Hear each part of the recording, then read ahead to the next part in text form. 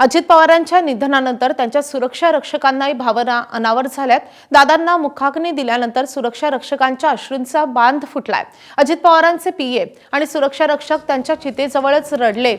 रडणाऱ्या सुरक्षा रक्षकांचं जय पवारांनी सांत्वन केलंय। तर सावलीसारखे हे सुरक्षा रक्षक 24 तास अजित दादांसोबत असायचे। त्यांच्या दौऱ्याच्या वेळी, त्यांच्या कार्यक्रमाच्या वेळी ते त्यांच्या सोबत असायचे।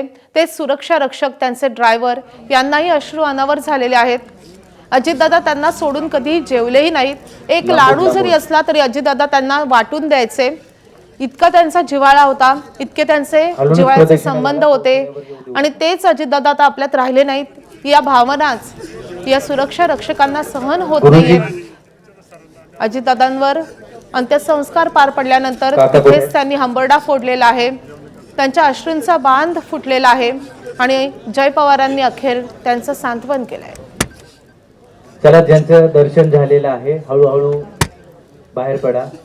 अजित पवार हे जितके कणखर होते तितकेच आपल्या जवळच्या व्यक्तींसाठी, त्यांच्या कार्यकर्त्यांसाठी त्या आत्मीयतेनं त्यांची विचारपूस करणारे कुटुंबातील एका व्यक्तीप्रमाणे होते आणि त्यामुळे या सगळ्या सुरक्षा रक्षकांच्याही भावनांचा बांध फुटलेला आहे।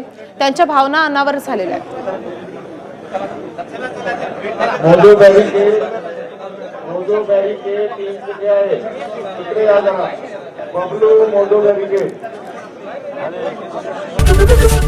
एबीपी माझा, उघडा डोळे बघा नीट।